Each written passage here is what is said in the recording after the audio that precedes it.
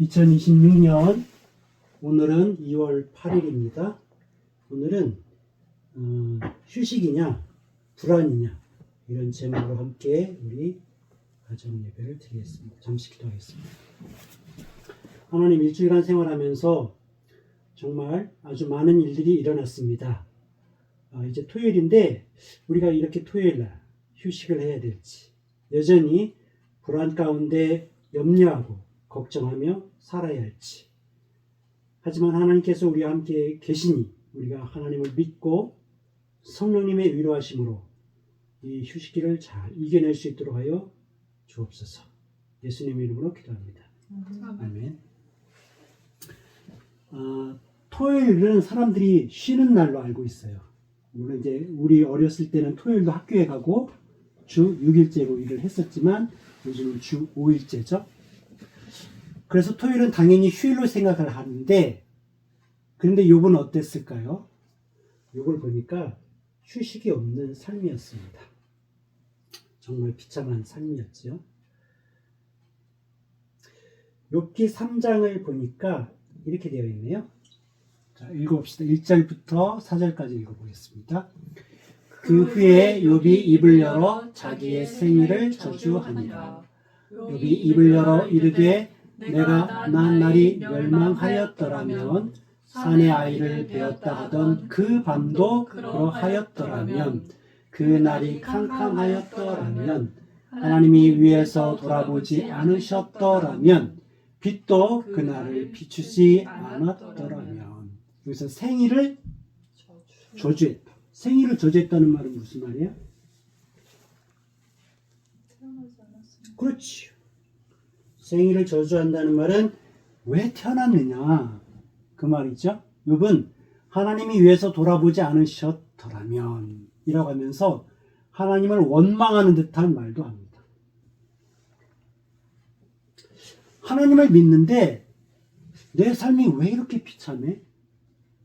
많은 기독교인들은 하나님을 믿으면 막 축복, 복, 하나님을 믿고 막 복받고 잘 살고 막 이런 것을 많이 생각을 하거든요. 하나님을 믿는데 내 삶이 왜 이렇게 비참할까? 그런 말 아닐까요? 자, 직장에 세고를 당했습니다. 그러면 당신은 직장을 당했으니까 아무 일도 안 해. 그러면 그때가 휴식입니까? 이제 앞으로 뭐 먹고 살지? 앞으로 어떻게 살까 하면서 걱정이 태산 같은 그런 불안입니까? 이럴 때 우리는 휴식을 해야 합니다. 참된 안식은 하나님이 주시는 휴식기를 휴식기답게 쉬어야 하는 것입니다. 불안과 초조를 떨쳐버리고 하나님이 인도하시는 삶을 믿음으로 바라봐야 합니다. 욥의 상태를 다시 한번 볼까요? 30장 27절 보세요. 내 마음이 들끓어 고요함이 없구나. 환난 날이 내게 임하였고. 내 마음이 들끓는다는 것은 쉴 수가 없어요. 쉴 수가 없어요. 차라리 죽고 싶은 거. 엄청난 불안이 욥에게 아주 가득한데 어떻게 쉴 수가 있겠어요? 욥처럼 분해서 마음이 들끓는데 누가 나를 속였어? 나를 배신했어? 나를 해고했어? 내가 중도 포기했어? 앞길이 캄캄한, 이게 쉬는 게 아닌 거예요. 이럴 때 어떻게 휴식할 수 있겠습니까? 휴식을 할 수가 없는 그런 상태인데,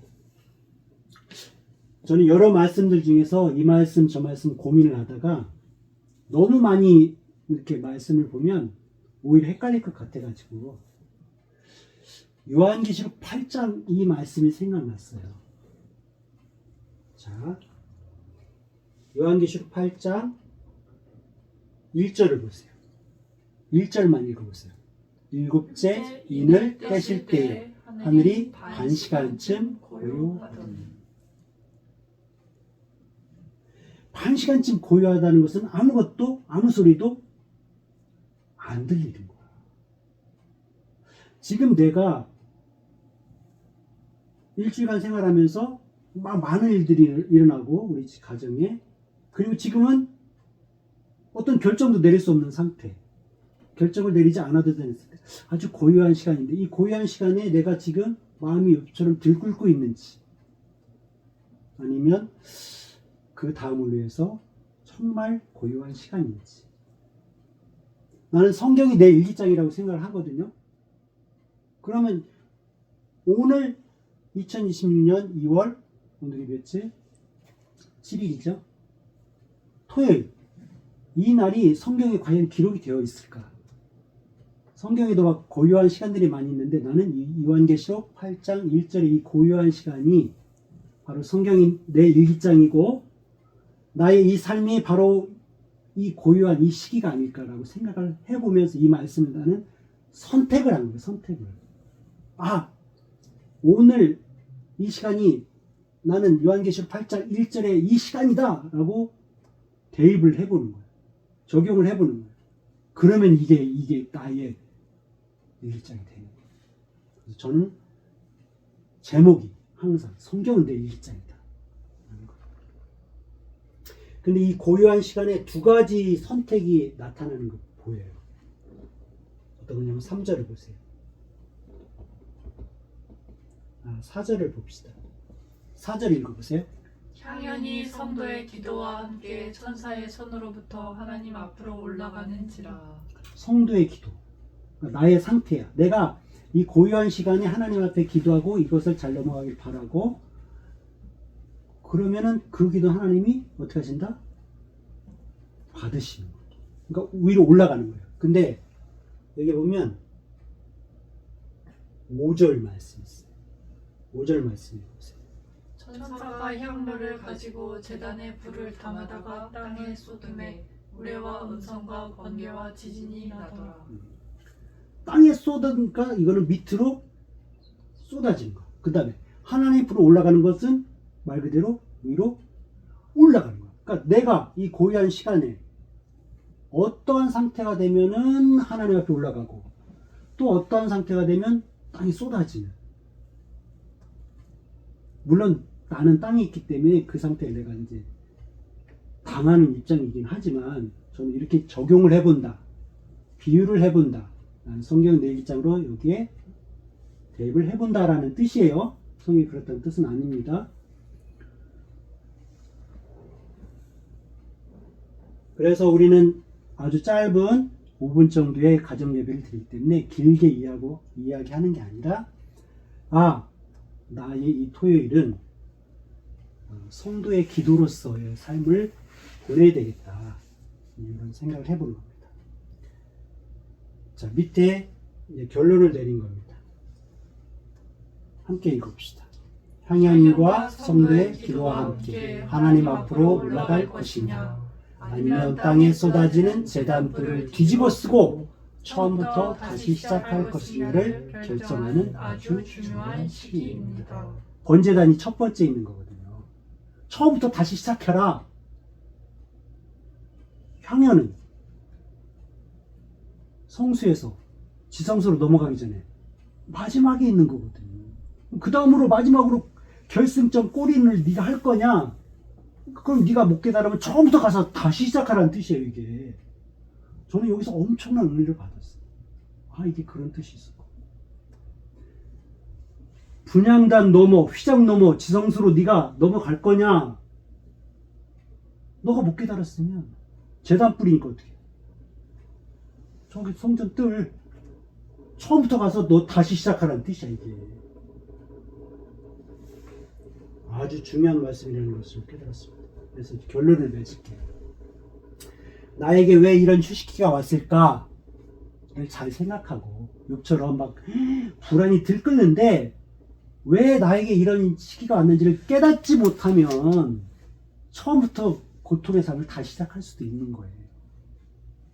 처음부터 다시. 근데 잘 생각하고 새 출발하고 하나님의 뜻대로 내 인생을 잘 살면, 너는 잘 살았구나 하면서 하나님께서 합격점을 주는 그런 시기가 될 수 있기 때문에 그동안의 삶을 잘 정리하고 앞으로 어떻게 살 것인가를 이 고요한 시기, 휴식기 동안에 잘 하나님을 생각하면서 승리하는 그런 삶을 살았으면 좋겠습니다. 기도할게요. 하나님, 나에게 왜 이런 휴식이 왔을까? 말이 휴식이지 마음이 들끓어서 욕처럼 불안하고 초조한데 과연 휴식을 할 수 있을까? 하지만 하나님께서는 성도의 기도를 받으시고 향연도 받으시지만 그 상태가 되지 못한 성도의 마음 가운데는 번제단의 그 불을 다시 땅에 쏟아 부어서 땅에서부터 다시 시작하라는 저주의 말씀일 수도 있습니다. 그동안 우리가 지금까지 예수 그리스도 또 하늘의 하나님을 또 내 마음의 하나님을 믿었지만 헛되게 믿었다면 처음부터 다시 시작될 것입니다. 이 휴식기 동안에 하나님에 대해서 내 인생에 대해서 잘 생각하고 하나님의 인도하심에 그 여정의 길을 승리하면서 행진하며 나아갈 수 있는 성도의 거룩한 삶이 되도록 인도하여 주옵소서. 예수 그리스도 이름으로 기도드립니다. 아멘.